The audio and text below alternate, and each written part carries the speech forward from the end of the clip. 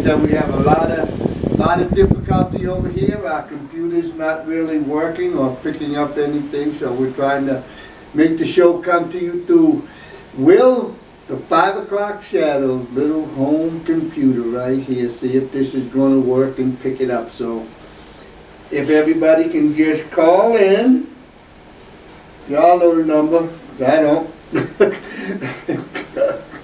And then we'll know if this is working. Yeah, I'll find the number for you as we go along. Top draw. What? Top draw. Alright, we got a phone number. Y'all can call in at 774-530-6033. I repeat, 774-530-6033. Well, anyway, I'll just keep talking, and if you're hearing me, that's good. If you're not, well, then we'll have to catch up on this again some other time. I'm sorry for the delay. I'm sorry for the technical difficulty, but in any case, we're here. ArchAngel, chewing the show. Today we're going to be talking a little bit about greatness. What it is. What is greatness?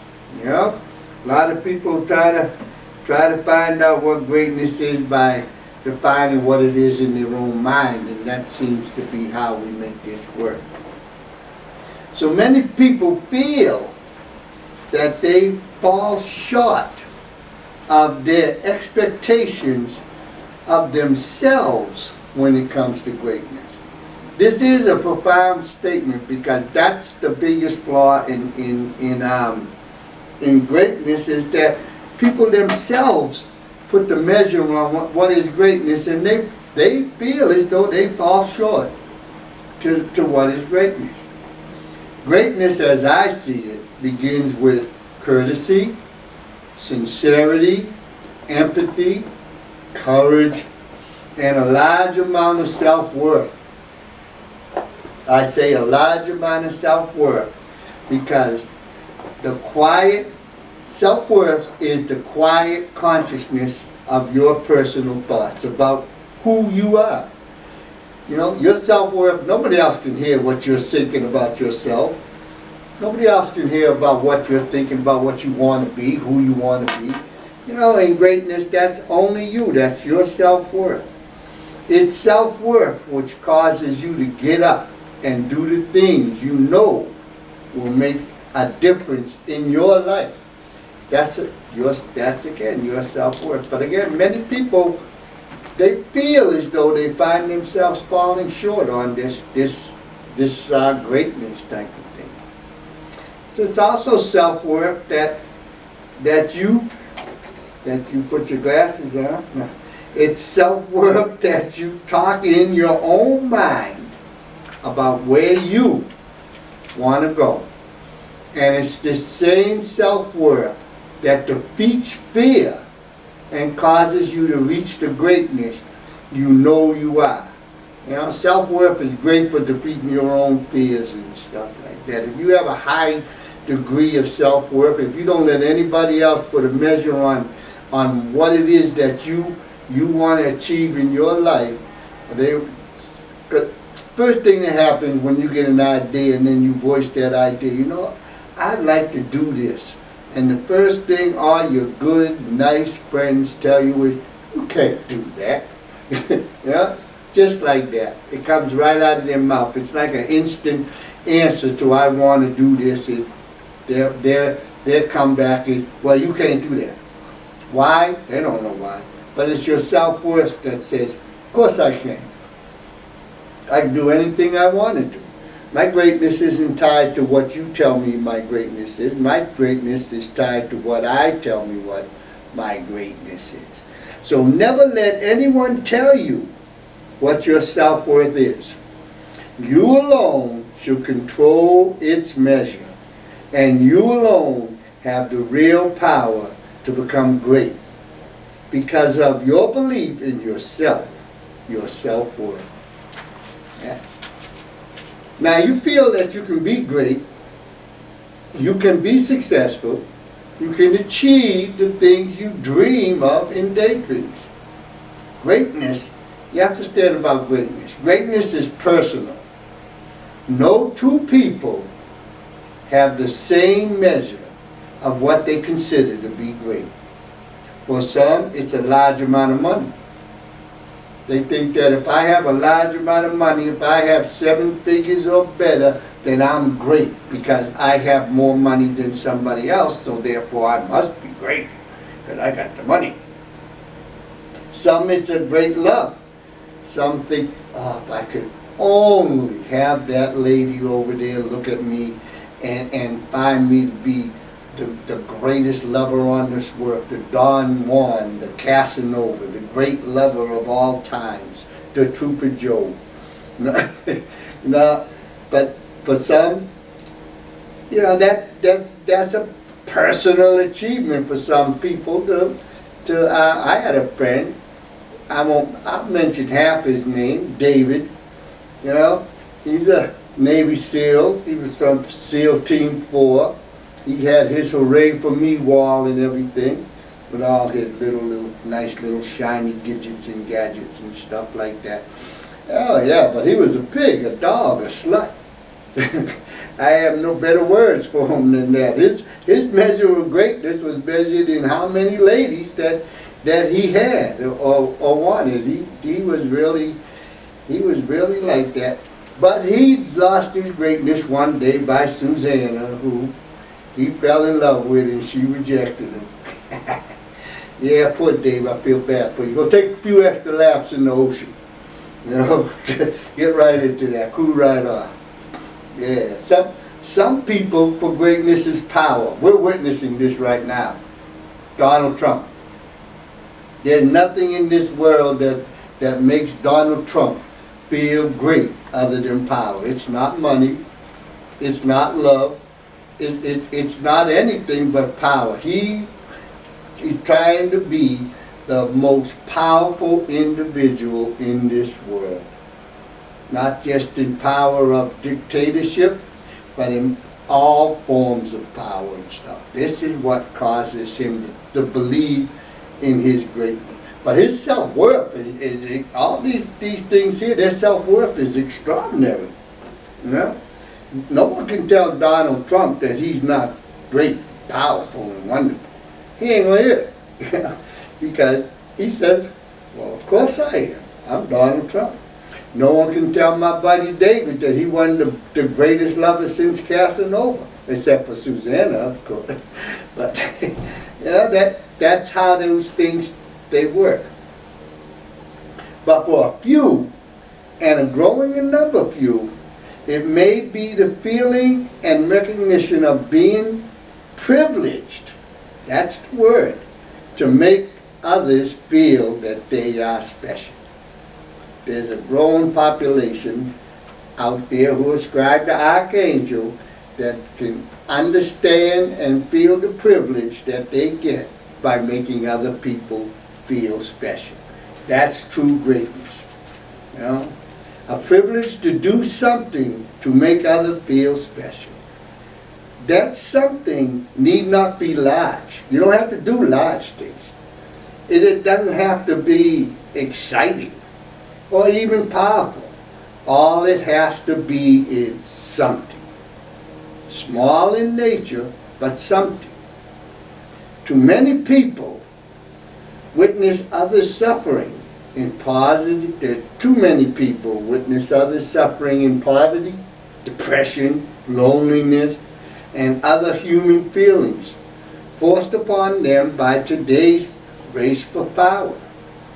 And we witness that all the time. We know people, not only just see them and walk by them as though they don't exist. We know people. Everybody knows somebody that's suffering.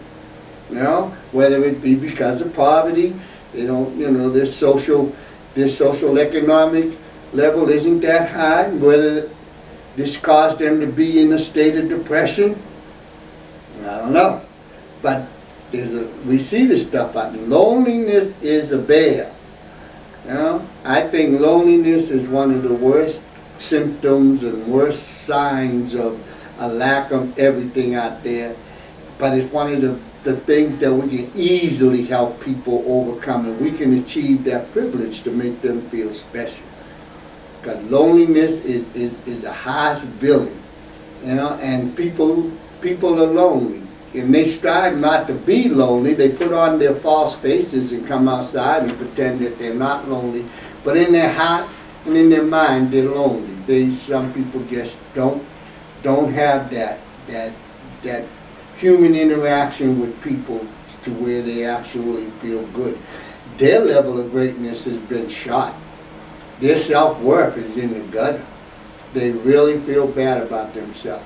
But other people can bring them up out that gutter. They can reach down and extend a hand just by asking them a simple question. And that simple question would be, how you doing? You know, and wait for an answer. You know, just don't say, oh, how you doing? It's going to rain today. You know, yeah, we need it. Yeah, we do, because we're all weathermen.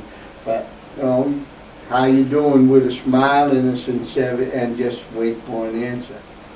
And you can really feel privileged in making somebody feel special on that little itty-bitty type of interaction on a human level. The people who witness these obvious things and do nothing, but they say, oh, it's help coming in from the big grandiose things. It's like, oh, I really want to help that person, but I can't pay their rent, oh, I can't do this, I can't do this, oh, but that poor person, I really want to help them. We got some that really believe that if they go home and pray for them, then that's going to help them or anything like that, and that's okay. You know, they leave out of there. They're not feeling the privilege of making somebody feel special, but they might feel within their own self that, well, at least I went home and did something for those people. Well, in actuality, you did do something for them people, but that something was more for yourself. You acknowledged their suffering, but you did nothing to alleviate their suffering. And all you had to do was just ask them a simple question. How you doing? And wait for an answer. Those big grandiose things, you know, that makes people wrong. So let's look ahead. Greatness is a privilege, right? And that privilege grows because of chivalry. Yeah? To say hello to a lonely elder is powerful. Made that elderly person, you know. But here's the trick sometimes. This is where it comes back. You say hello to some elder, and he might be wanting to sit you down and talk to you for about a half hour. So that's the goodness and gracious niceness that you get from greatness, you know. That you're privileged to sit down with that person and hear their stories for about a half hour, maybe not even that long, but just to sit down there and enjoy that nostalgic walk with this person. You can't buy that, you know. You can't do anything with that, but that person, you know, you really touch that person's life like that. So that's a great thing that you just get with an elder. And here's another thing for all you men out there that's really a privilege. This is a privilege that you can bestow on your loved one, your wife, your special significant other, or any of those people like that. And that's hold the car door. You open the door for your loved one. Part one. Here comes part two. You position yourself as to shield her behind from the rest of the world. You know? Now not only are you privileged to shield your honey's behind so everybody can't be staring at her behind getting in the car, because that ain't the way a lady gets in the car. It's also you honoring this person by letting them know you're that special and that sexy that the world really wants to take a look at you getting in and out of a car. So men, open the door, position yourself so that your lovely bride or your lovely honey can get in and out that car without the people staring at her behind. You know, sounds funny, but it goes a long way, and that's an honor to do that. goes a little bit beyond the privilege. That's an honor to be able to do that like this here. and that honor is achievable to anyone. Yeah, I mean, anyone can do it, but that's what it is. So this is what makes most people want to be the good person, the one everybody knows and calls friends. This is achieved first by choosing to follow a life of chivalry. And when and to follow a life of chivalry, we know it takes courage. And speaking of courage, I'm going to play a song for you right now. I got it. Will got this. That's Will, 5 o'clock shadow in the house. He's in the house taking care of technical difficulties for you.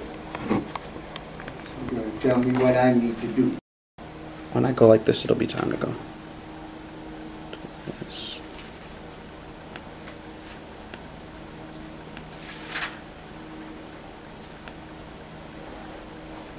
Alright, I'm back. That was a little bit of lying courage and stuff like that, because that's what it takes to hang in there and listen to all you people out there, because I'm sure this might be a little frustrating for you to, and I appreciate that you're hanging in there during all this technical difficulty that we're having here. But we'll get it fixed. We're still new. We're still new, so we'll get it fixed. So don't worry. But that's a little bit of courage. Well, I'm going to continue on talking a little bit more about greatness. Yeah, that people who always had a good word for you and who were willing to go that extra mile, but in many cases only really just want to go an extra foot or two. You know, there's a lot of people out there like that. They're not great people. They don't really have a lot of chivalry. They know what it takes to be a chivalrous person and to be seen as a good person. This is all impression for them. So let's see. But that does give the impression that they always had your best interest at heart, and they may not have had your best interest at heart at all. It was all about them. These people were scallywags, profiteers, rogues. Today's they're poverty pimps, things like that. They're out there, and some were even criminals. Well, these are the people like that. The power came because we want so much to be great. We believe that if we do just enough to look at as someone with greatness, then we too would have greatness. And what that means is, like I said, everybody wants to be great. That's their own self-worth. They want to be great, and they want to achieve high marks in everything that they do, and they want people to emulate them. And by wanting to do all that, they themselves emulate other people. And they think to themselves, well, if I do just enough like this person over here is doing just enough, then I too can be great. And you know, it doesn't always work like that. You won't be a great person. You know, you just, in some people's eyes, you might be a powerful person. You might be someone that they think is and you think is great, but you really won't be that great chivalrous individual that when the wolf howls at the door, you know, they know you're there and everything will be all right. Because they don't have courage. You know? I cannot say if this really works, but I will say that we have many of our own leaders today following this line of appearance. You know, they don't have the best interest at heart, and not even knowing you exist at the same time. These people are doing it all about themselves. It seems to be that's how politics and leadership has degenerated now. We fill it up with a lot of data and a lot of definitions and a lot of stories of past leaders and things of that nature. But in actuality, what happens is the leaders of today, they're doing that little tertiary type of movement that's just enough to make them look as though they're doing something for you. And they're not. You know, not really. They don't have your, like I said, they don't have your best interest at heart. And the other part, some of these leaders, you don't expect all leaders to know your name, but some of the leaders don't even know you exist, never mind know your name. They don't know what the problem is that you face on an everyday basis, because they haven't taken time out of their busy pursuits of greatness for themselves to say, hi, how you feeling? And wait for an answer. They haven't done that.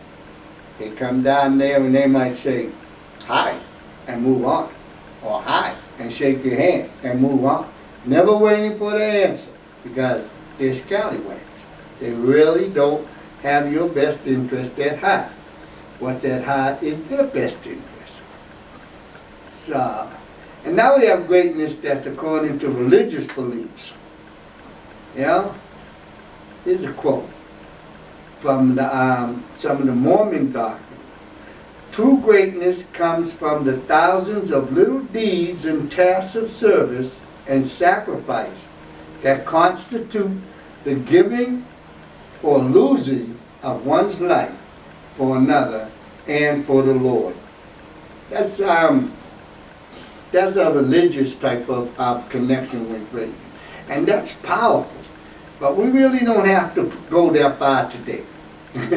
Not in everyday life, because today even among the poorest of people out there are shelters for them, there's food for them and everything. But in some cases we may not. We may have to go that far. We may have to interject ourselves into their lives to help them. And by what I mean interject ourselves into their lives, I don't mean jump in front of a bullet to protect them from some maybe they have they're in a battered situation or something like that. But I mean, they just, you know, you got to do something. If you see an injustice being done to somebody, you gotta stand up and say, hey, what's up? Don't do that. I see you. I took your picture. And now you're putting your life in jeopardy, but there's no jumping in front of bullets and stuff, because that really doesn't work. And this here is that religious type of form of greatness that they talk about from the past, where, you know, a lot of this from my kind of experiences, well, they lived in a much rougher time. Some of these people were crossing over mountains and things, so their life was always willing to sacrifice their life to save the other person from falling off the cliff or something like that, or being eaten by a bear, or any of those things like that. We don't have too many bears walking around, although I did see the fox in my yard this morning with his little pointed nose. He's an arrogant one. He doesn't know that. He got a lot of self-worth. He thinks he owns the place. So but today we really don't have those type of problems that can actually come up on a day-to-day basis. But there are things, other things that can come up on a day-to-day basis that we can do that's just as powerful and hold a lot more privilege. Like I said, you can say hello, how you doing, and wait for an answer, you know? And that's the hard part, is waiting for the answer. Because a lot of people say, morning, how are you? It's going to rain. Or, oh, I hope it don't snow. Or they say something like that, you know. Don't go to McDonald's and eat that day. It's not good. They never get to hear how you really are, because they don't care. It's just something that they need to say. Yeah. Then here we go. We're going to move on a little bit more with the with this here. Because here's the reason that some of this greatness is being lost today. It's because we are so exposed to the world that we define greatness as what the world ideal are and what others in the world define greatness to be. Like I said, we define greatness in power, and we define greatness in love, we define greatness in money and wealth.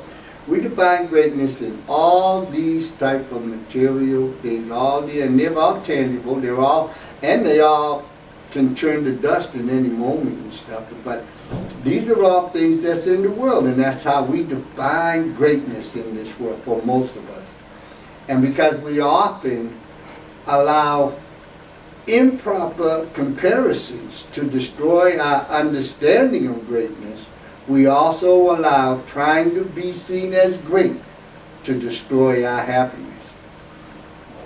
And what I mean by that there is, because we look at the things in the world to measure how great we are, by how much money that we have, how, well, I'm great because I took it upon myself to make sure that in my elder years that I'm going to be okay, and I'm going to do the things I always wanted to do.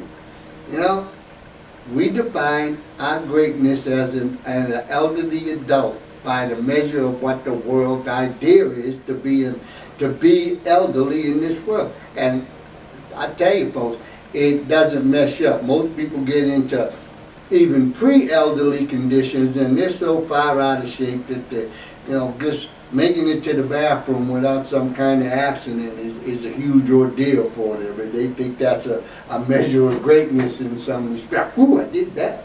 So I must be great today. I'm feeling great today. I did that. But that's defined on the world's ideas, you know. And because of this, you know, this understanding like that, it destroys their own happiness and stuff. If they don't meet that worldly level that they define for themselves to be great, they become sad. You know, and their sadness can really go into many, many different degrees of depression and all kinds of little silly things like that. Only because they live in the world and define their things, and they fall short of their expectations. Like we said in the beginning, that's the biggest culprit to being great, is that you meant the measure and you fall short of your measure. So don't measure your greatness by what it is in the world.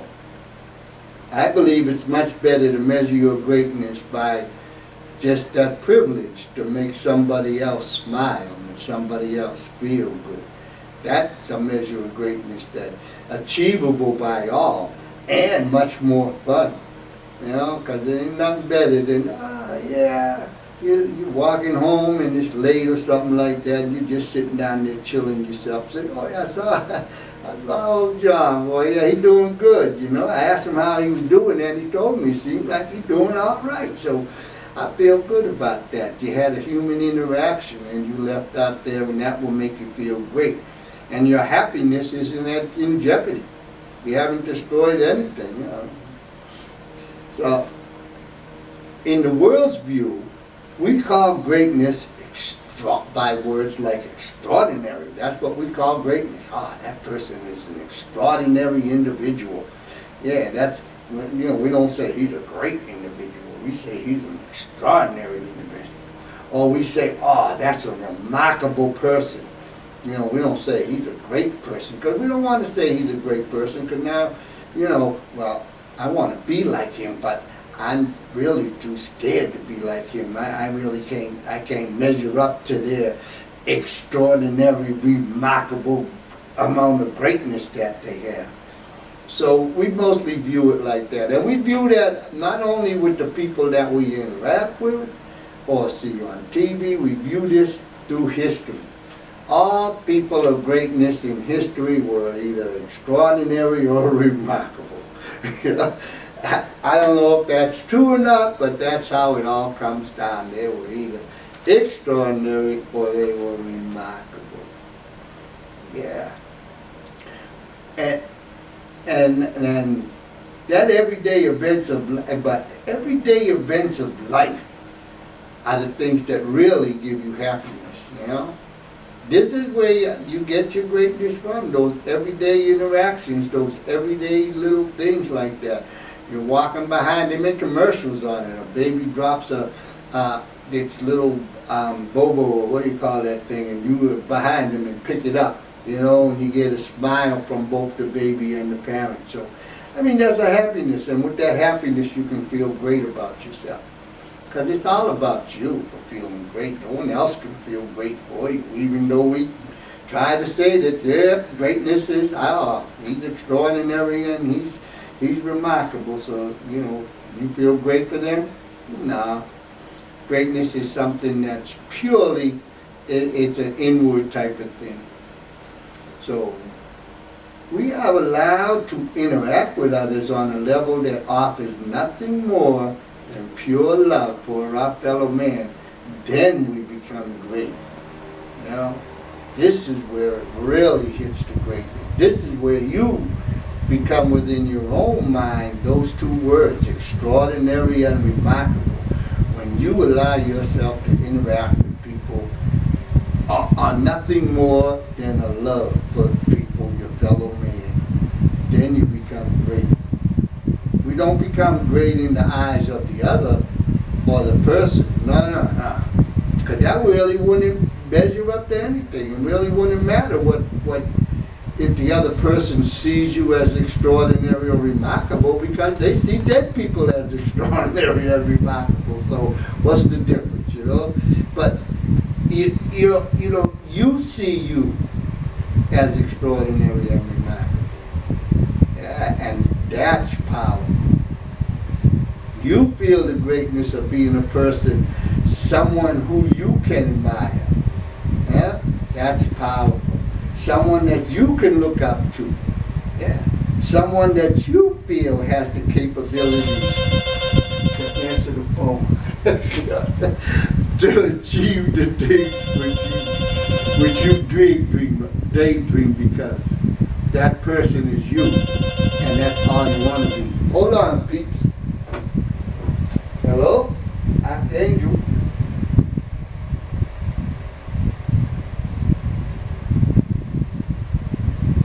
I'm in the middle of a radio show. Bye. That's Chada. Yeah, Chada wanted to have a brief survey with us about something, but you people are much greater than Chada, you know, so I have to let him go, you know. He can call back, but right now this is all about greatness, and I'm talking to all the greatness out there, you know. This is what we're talking about. You, not Chada. Okay. Martin Luther King. Everyone can be great. This is what Martin Luther King said. This comes from my lovely, beautiful bride. Martin Luther King said, everyone can be great because everyone can serve. So I guess that's Martin Luther King. Well, I guess old Martin had a little bit of ArchAngel in him. You know, because that's exactly what we're talking about. You know, the ability to be great is all about you. You know, your ability, like Martin Luther King said, to serve, you know, others, just to make them smile. You can't get any greater than that. It doesn't come any greater than that. And that feeling, here's where that feeling begins. It begins with chivalry. That's it. And it only grows bigger and bigger with each small, kind, unrewarding thing you do for others. And I emphasize the word unrewarding. You know, it's unrewarding for them. They might not even know that you've done this, but that's quite all right. You know. And that's the greatness, because like I said a little bit back here, like I said, you feel the greatness of being a person, someone who you can admire, someone that you can look up to, someone that you feel has the capability to achieve the things which you daydream of, because the person, and you can become the person you always wanted to be. You know? And it's I know, well, that ain't humble. Of course it's humble. You know, you have to humble yourself just to allow yourself to do these small little things that really nobody can measure, and you take those and you feed your self-worth with that, and you feel great about yourself. And you can achieve all those extraordinary, remarkable things like that if you want to. I'm going to go to another song. Right now, I don't know which one it's going to be, but we'll go to one. Maybe it'll be the one about what love got to do with it. All right. No, people, I'm just not going to sing right today and everything. I might, but you never know. I've been known to throw a few notes across the airways and stuff. And I've been known to duck a few rocks for doing it. But I feel like I don't want to duck any rocks right now, so we'll wait for Will to get the music up and running. And I truly hope maybe everybody that's within listening voice of this, that would encompass the world, hopefully. You know, that you're feeling a little bit of that greatness within yourself, you know, and just sit down and pamper yourself a little bit and just say, yeah, I'm one special individual. You know, that would be a good thing. All right, here we go, I think.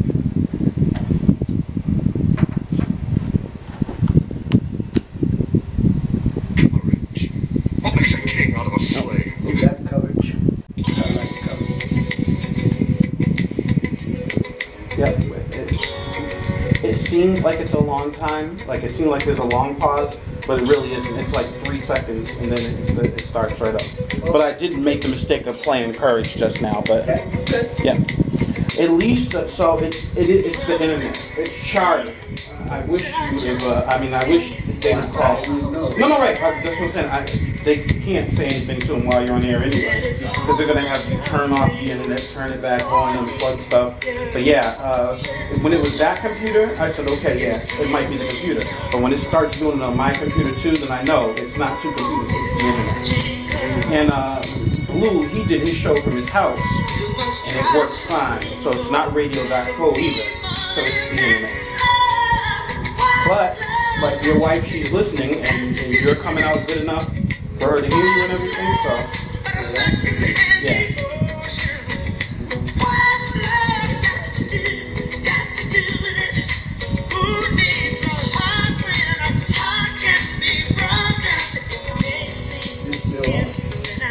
I unplugged it, so it doesn't matter. It's not picking up anything.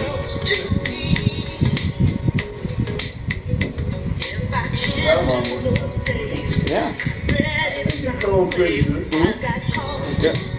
I've been listening to it on here. There's a delay, so that's why, like, what you say, and it'll be like 5 seconds later, then I'll hear it again. But I wanted to make sure the quality was good, and it is good. It sounds almost like there's a glitch every once in a while, but still, though, your voice is loud and it's clear. So, but still, I think once you go downstairs, if they fix the internet downstairs, it should work a lot better. So I don't know. Maybe I'll still do the show, but it's going to be rough to do it for the next couple of days, unless, Chantel can call Charter and have them go through the troubleshooting. Charter call right there and go. But she has to be here, because you know what they'll do is they'll tell her to unplug the modem, then plug the modem back in, unplug the router, and plug the router back in, and they send the signal at the same time while she's doing that. So for her to fix it, she'll have to be here. So just today will be a rough show, 4 to 5 o'clock show. It'll be fine tomorrow.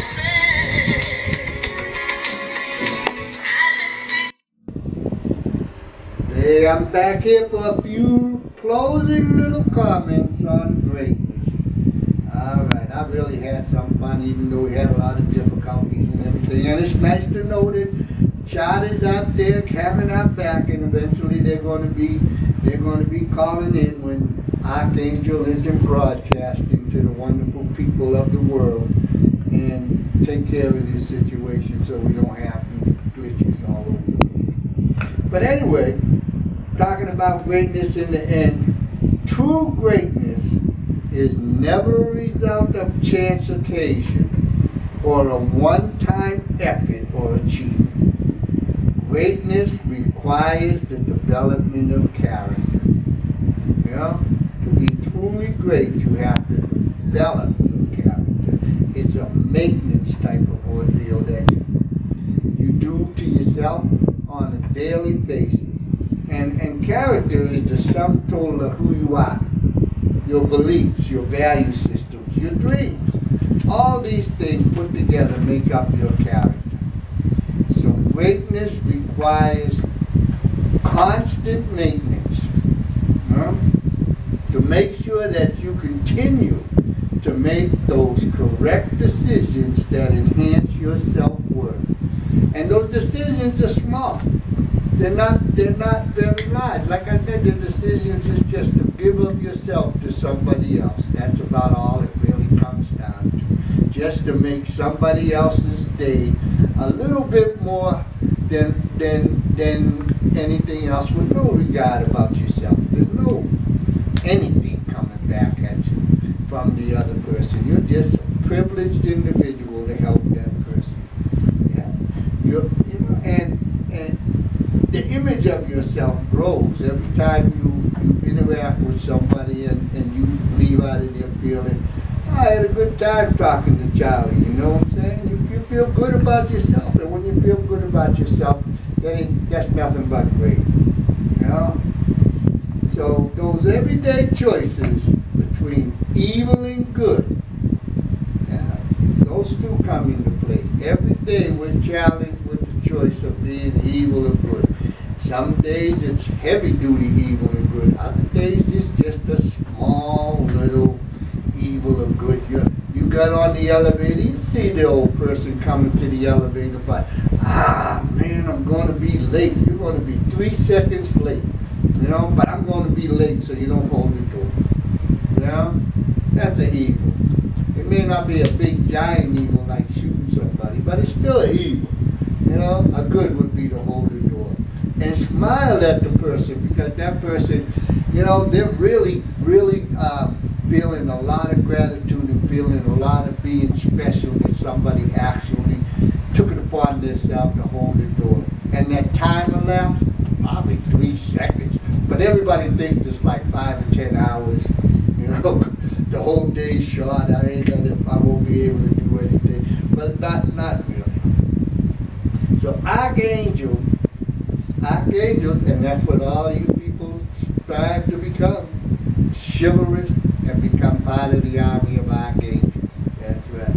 Try hard to always choose the good, even when the inconvenience causes you pain. You know, like holding that elevator door, that's a lot of pain. Not a lot of physical pain, it's a mental pain, you know, but never spiritual pain. You never can achieve spiritual pain by being good, you know. There's no pain involved with that at all. You get rewarded for that. I believe that God only wants for you to be great.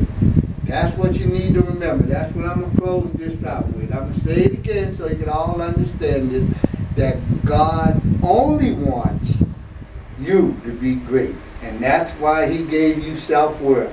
And he allowed your self-worth to be untouchable. Only one who can monitor it, maintain it, change it, scrutinize it, toss it around, put it in soup, stir it up in Kool-Aid if you want to. It's yours. No one else can touch it. It's all for you. Well, thanks for hanging in there with me. This was quite a whole lot of fun, even though it had a slow start and everything. And I'm going to close out with, what song I'm going to close out with? God bless the child. Yeah, I'm going to close out with God Bless the Child, because we're all the children. At least I am. I'm Mrs. Glover's little baby boy. Yeah, still a little bit. I don't wear Pampers anymore, but I'm still Mrs. Glover's little baby boy. And thanks for tuning in. All right, I'm gone. Tuka Joe. He's out.